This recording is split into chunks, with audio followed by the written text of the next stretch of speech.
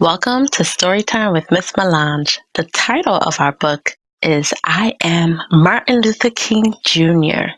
The author is Brad Meltzer, illustrated by Christopher Eliopoulos. I am Martin Luther King Jr. When I was little, I used to get into a lot of accidents. One day, my little brother hit me in the head with a baseball bat. 2 other times, I mistakenly got knocked over by a car. Another day, I tumbled over a banister, then bounced through an open door into the basement. No matter how many times I fell, I kept getting back up. Even before I could read, I knew I liked books. My dad always talked about how I kept a lot of books around me. I used to tell my parents, when I grow up, I'm going to get me some big words. There is a power in words. Big words were in my future. When I was 6 years old, one of my best friends was a boy whose father owned a store across the street. My friend was white. I was black. It didn't matter to us. We would play games and have fun together. But when we started going to school, everything changed. He went to school where all the kids were white. I went to school where all the kids were black. Soon after, he told me, I can't play with you anymore. Why? My dad said so. He doesn't want us being friends. But why? You're one of my best friends, aren't you? Aren't you? I didn't understand it. It didn't make sense. At dinner, my parents explained, it's because you're black and he's white. I was so mad that day.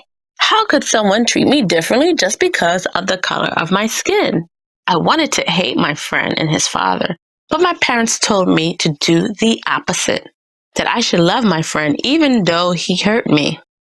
They taught me that it's better to have more love in your life than more hate. Then my mother taught me one of the most important lessons of all. She said, you are as good as anyone. You must never feel that you are less than anyone else. I wanted to believe it, but every day I saw the opposite. I saw you could be treated unfairly just because of the color of your skin. If you were white, you went to a good school with great playgrounds and plenty of books. If you were black, your school was small, sometimes with no desks or even windows. It wasn't just the schools. Black people had to use different water fountains, different elevators, even different bathrooms. In fact, on a hot day when everyone wanted ice cream, if you were white, you can sit at the counter and eat from a nice dish. But since I was black, if they served me at all, it was through a side window and they put my ice cream in a flimsy paper cup. It got even worse when I was 14. I had just won a speech competition. My speech was about being fair to all people. I was so excited. Then on the bus ride home, a few white people got on board. At first, I stayed put. It didn't seem fair, but my teacher convinced me to move. We spent the rest of the ride standing and getting tossed in every direction. It was the angriest I have ever been. Every day, that is what life was like. Black people were treated terribly. The only question was, what could I do about it? At the age of 15, I started college. By 19, I became a minister and entered seminary school to study religion. In no time at all, I got my chance. In Alabama, a black woman named Rosa Parks was told to give up her bus seat to a white man. It was just like what happened to me. But unlike me, Miss Parks refused. She was arrested. Early the next morning, I got a phone call from a local community leader. Instead of using violence to protest the unfair rules, black people would use a peaceful method. We would not ride the public buses. Without our money, the bus companies would go out of business. Now the only question was, would it work? On the first day of the protest, my wife called me to the window. The buses are all empty. It's working. We had to keep it going. As the head of the bus boycott, I gave one of the most important speeches of my life. The room was packed. Camera crews were filming. I had only 20 minutes to prepare. I didn't use notes, but by speaking from my heart, I found out how big words can be. The police put me in jail saying I was breaking the law. Other folks bombed my house, but instead of using my fists, I kept my calm. For more than a full year, every black person in the city, and some white people too, refused to ride the buses. That meant some people had to walk for miles, but they kept going. There was a power in standing together. Eventually, our peaceful protest worked. The rules were changed. Public buses could no longer separate people based on the color of their skin. That was only the beginning. Soon our peaceful protest sparked other peaceful protests. At lunch counters, college students organized sit-ins where they would not stop until everyone could eat together. Our methods of nonviolence were so powerful, I was invited to meet with the president at the White House. But sometimes the hardest problems were right at home. Seeing my daughter cry was one of the most painful moments of my life. It only made me work harder for change. Was it easy? Absolutely not. During one protest in Birmingham, Alabama, the police again arrested me and locked me in a dark jail cell that had only one window. Someone slipped me a newspaper in which white religious leaders had written an article calling us lawbreakers. Someone then snuck me a pen. In that jail cell, I wrote my own response in the margins of the newspaper and even on toilet paper. My letter from Birmingham Jail was soon published as a pamphlet. Then it was in magazines and newspapers. Today, it has been read by millions of people. Like I said, it is amazing how big words can be. Our message was so important, even kids your age joined us. In Birmingham, during the Children's Crusade, more than 1,000 kids, some as young as 6 years old, showed up to march. The first day, the police arrested 900 of them. The next day, 2,500 children showed up ready to go to jail. This was our finest hour. Enraged that we were not giving up, the chief of police told the firemen to spray the children with water hoses and attack them with dogs. They thought it would stop us, but instead, as the whole country watched on TV what they were doing to our children, it was a wake-up call for the nation's conscience. 90 days later, the rules began to change. Now blacks and whites in Birmingham were using the same lunch counters, water fountains, and restrooms. You can feel it in the air. More change was coming. Freedom was contagious. By the summer of 1963, an estimated of 1 million Americans held their own protests in cities across the country. A man named A. Philip Randolph suggested a massive march. People came from almost every state.